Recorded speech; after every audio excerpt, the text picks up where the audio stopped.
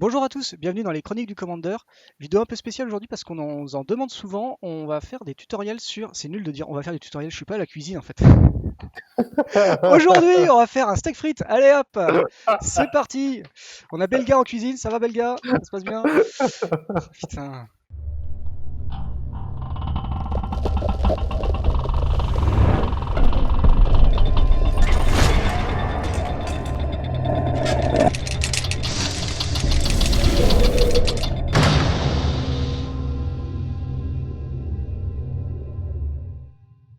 Bonsoir à tous, bienvenue dans les Chroniques du Commander. Aujourd'hui, vidéo sur des tutoriels parce que beaucoup de gens nous ont rejoints sur le Discord depuis l'annonce du changement de nom, la vidéo du changement de nom. Ça fait plusieurs fois qu'on nous pose la question dans le Discord et sur notre chaîne YouTube de comment utiliser Cockatrice. Il nous a semblé pertinent de faire un tutoriel sur ce logiciel qui n'est pas si intuitif que ça, mais pourtant qui est extrêmement utile quand on est chez soi de pouvoir jouer à Magic librement et gratuitement. Je suis avec Belgarion aujourd'hui.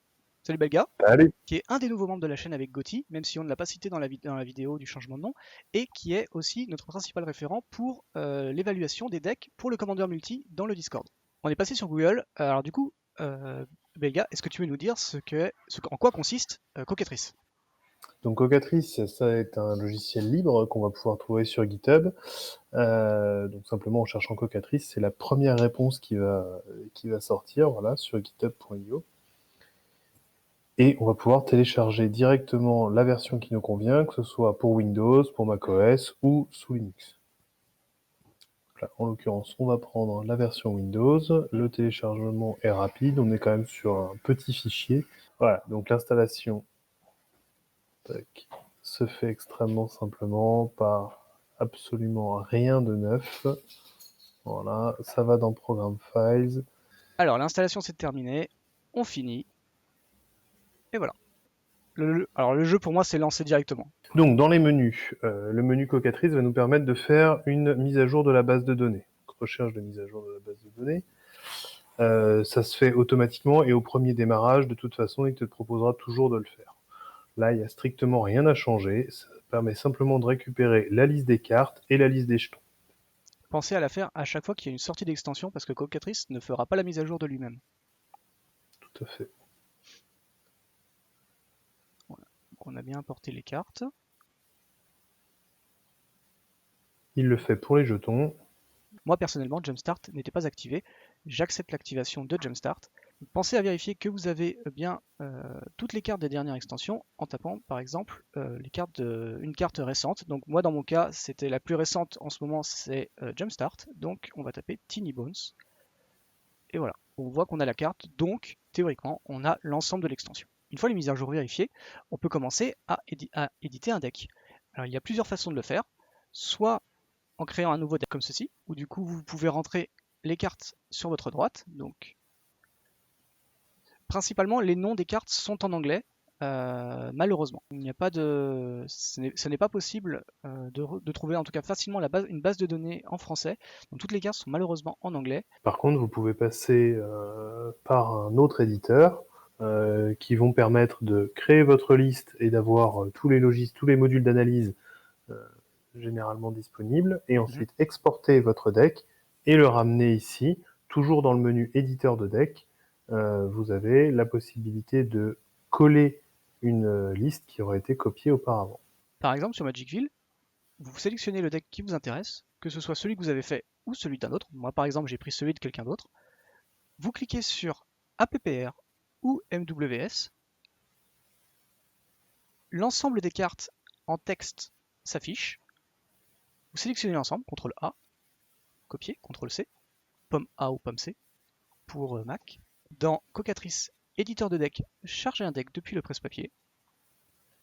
Et là, l'ensemble des cartes s'y retrouve. Vous cliquez sur OK. Vous avez sur votre droite l'ensemble, toujours identique des cartes, 99 cartes, avec, en réserve, le général. Quand le deck est prêt, vous retournez dans éditeur de deck, sauvegardez le deck sous par mesure de sécurité,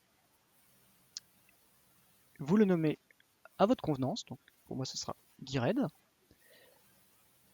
et vous le sauvegardez. Le deck est maintenant dans la base de Cockatrice et vous pouvez l'utiliser pour jouer. Et maintenant, nous allons voir comment jouer une partie. Donc on va commencer par se connecter à un serveur de jeu, donc connecter tout simplement.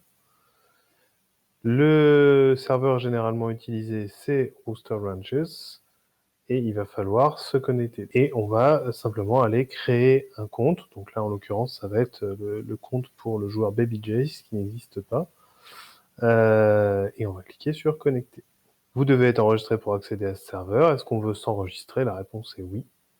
Il va donc nous demander un certain nombre d'informations, dont notre mot de passe, notre adresse mail. Il est important de mettre une adresse mail correcte, puisqu'il y aura un mail qui sera envoyé avec une validation nécessaire. À réception du mail de validation, il suffira de cliquer sur le lien pour valider le compte et ensuite revenir sur l'interface de connexion, valider le mot de passe et il sera possible de se connecter sans aucun problème. Le compte n'a pas encore été activé, il faut l'activer, donc il faut d'abord vérifier dans ses mails que le jeton d'activation a bien été envoyé. Nous sommes maintenant connectés au serveur Rooster. Comme vous pouvez le voir, un petit onglet Magic s'est affiché. Il est important d'utiliser les filtres pour filtrer les jeux, pour voir les différents types de parties que vous vouliez jouer en standard, en pionnier, moderne, legacy, en l'occurrence dans notre cas en commandeur. Il peut être intéressant aussi de voir, d'afficher les parties non disponibles, c'est-à-dire les parties déjà pleines, avec des joueurs en train de jouer, mais qui peuvent accepter les spectateurs. Vous voyez donc sur la droite si vous avez le droit de venir en tant que spectateur et si vous pouvez venir même discuter, voir les mains de tous les utilisateurs. Cela fait, nous allons maintenant créer une partie. Nous cliquons donc sur le bouton créer.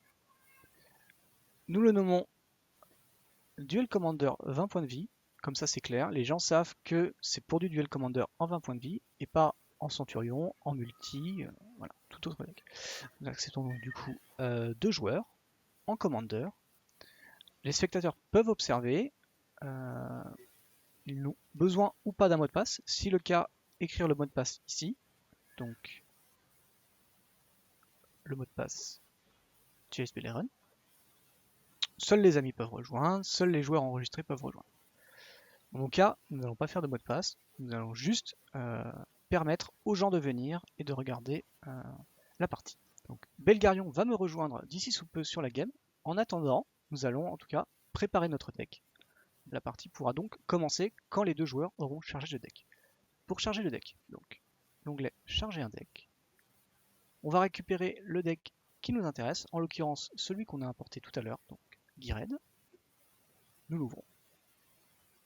De là, nous avons un affichage de toutes les cartes qui se fait avec du coup exactement le même nombre de terrains. À gauche, un récapitulatif rapide, donc 17 créatures, 10 enchantements, 13 instants, etc.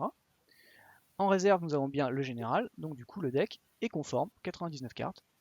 On est prêt pour commencer. Ready to start. Voilà, nous sommes sur la game. Sur la gauche, il y a les différentes étapes qui apparaissent. Untap, upkeep, draw, main.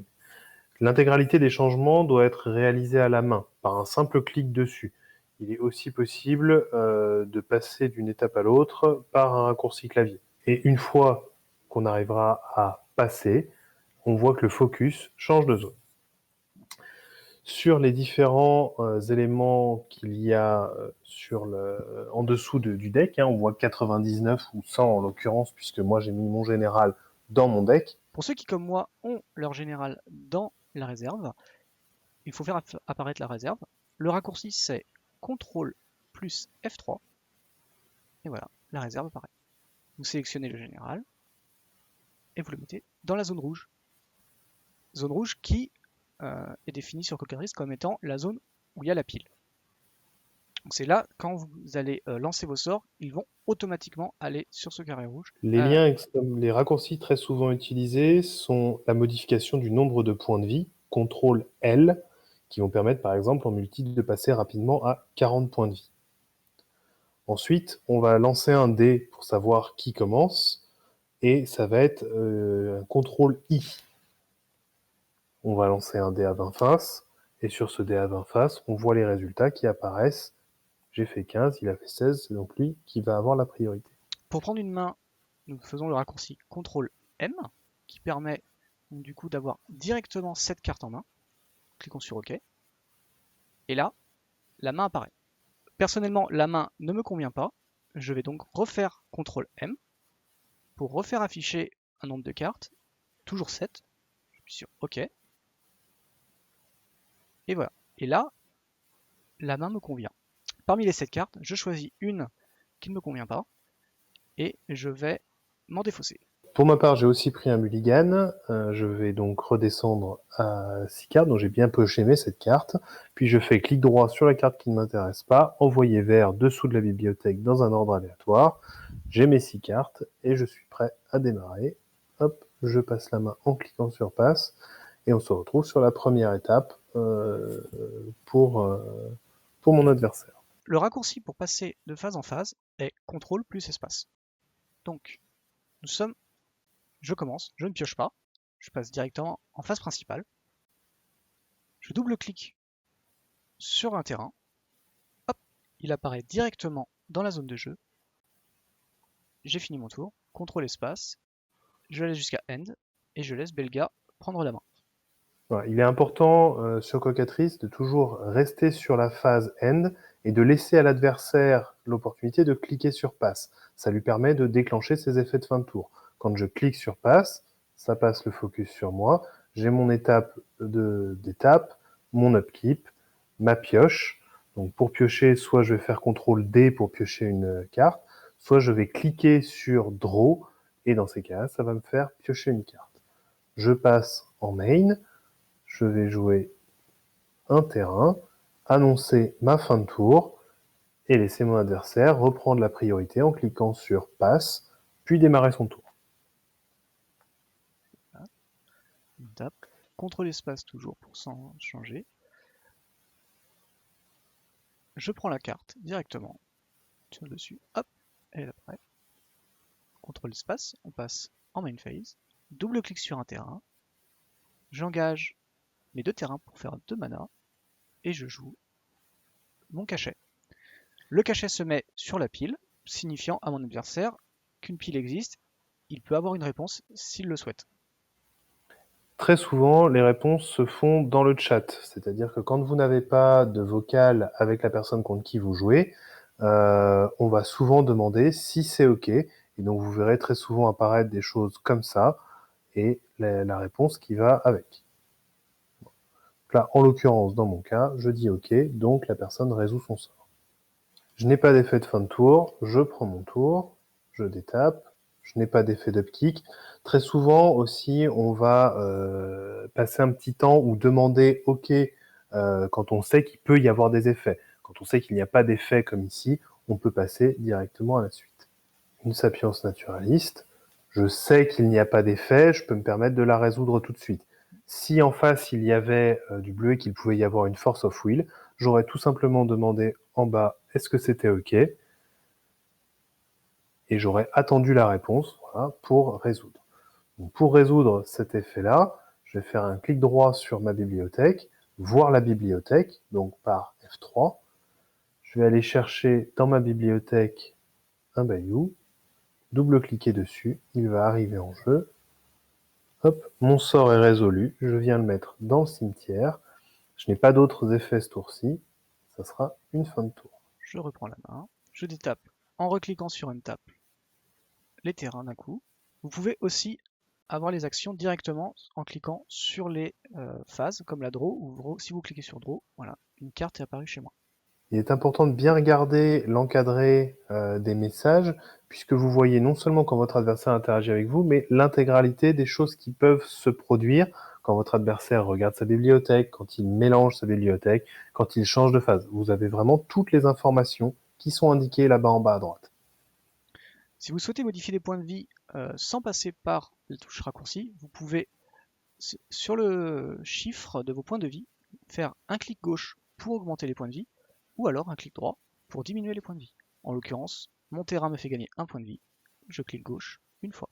Je n'ai rien d'autre à faire, je passe directement avec un clic de souris sur le end et je dis à mon adversaire fin de tour.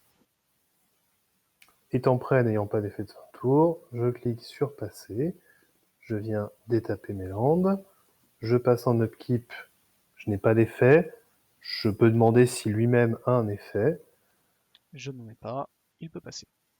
Je vais jouer un terrain et proposer un sort. Toujours demander à l'adversaire si ça lui convient ou pas. Et si ça lui convient, hop, je résous mon sort et je finis mon tour.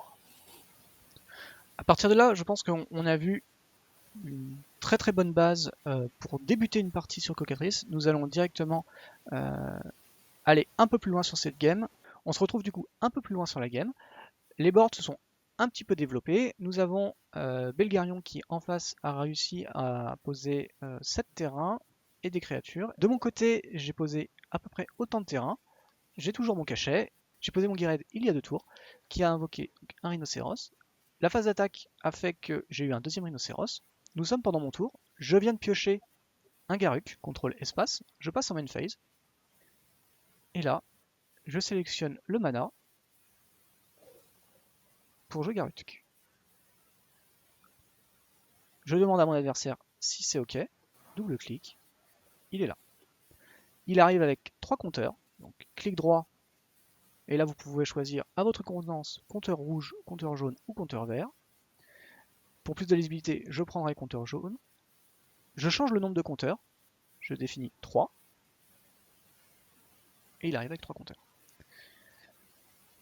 Dans le visuel à droite, nous pouvons voir en plus grand la carte. Donc je sais que pour plus 1, je fais une bête. Pour moins 3, je peux piocher autant qu'une autre force. Et pour moins 6, je crée une guivre 6-6 pour chaque terrain que je contrôle. J'ai déjà une main qui est prête. Je vais donc faire clic droit. Ajouter un compteur jaune. Encore une fois clic droit.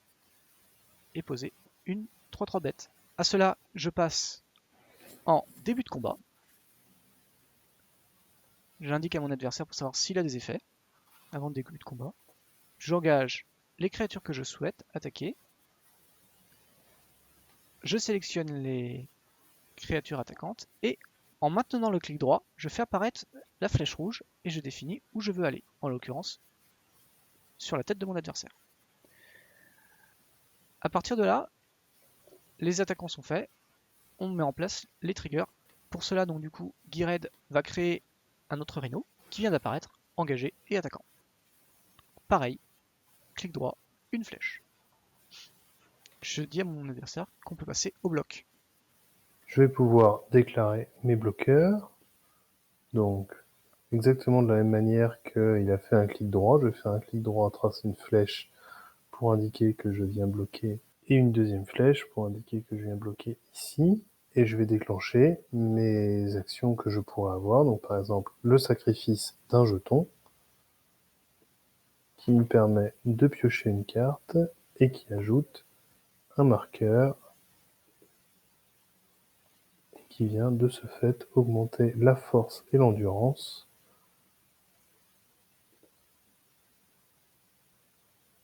de ma créature. Je peux le refaire une deuxième fois.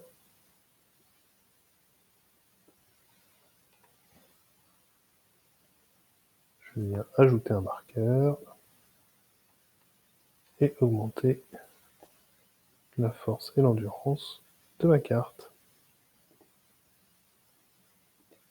J'ai terminé mes actions de bloc. En réponse aux sacrifications de ces clous, j'ai moi aussi une réponse. Je joue Rootborn Defense qui donne l'indestructible à mes créatures et en plus je populate. Et du coup, je choisis de dupliquer un rhinocéros. Donc, clic droit sur Gired, rhinocéros. Il y en a un autre est apparu. Nous pouvons passer au dommage. Je vais donc perdre ma créature et il va perdre Gired et je vais perdre 8 points de vie. Non, parce que mes créatures sont indestructibles, je te le rappelle. Ah oui, ça va, je vais perdre moins 8 points de vie. Je n'ai perdu aucune créature. Mon adversaire a perdu son Tireless Tracker. Je suis assez content de mon tour. Je fais une fin de tour. On se retrouve encore un peu plus loin. La game a toujours un peu avancé en mon avantage. Toujours. Je passe en phase d'attaque. Et je décide toujours pareil. Clic droit. Je cible cette fois-ci toujours Belgarion et pas la Liliana comme je pourrais. Je déclare mon bloqueur sur l'un des deux. On résout les blessures. Belgarion prend 4. Il passe à 0. Pour changer de game, il faut concéder la partie. Donc pour concéder la partie, F2, êtes-vous sûr de devoir concéder la partie. Comme une partie classique avec une réserve, donc du coup, où nous pouvons échanger les cartes. En l'occurrence, nous sommes en commander, il n'y a pas de réserve. On fait ready to start, et on est réparti pour la game 2. Voilà, vous avez maintenant tous les outils en main pour pouvoir jouer pleinement à Magic sur Cockatrice. Si vous avez des questions, n'hésitez pas à venir dans le Discord où nous vous ferons un plaisir d'y répondre.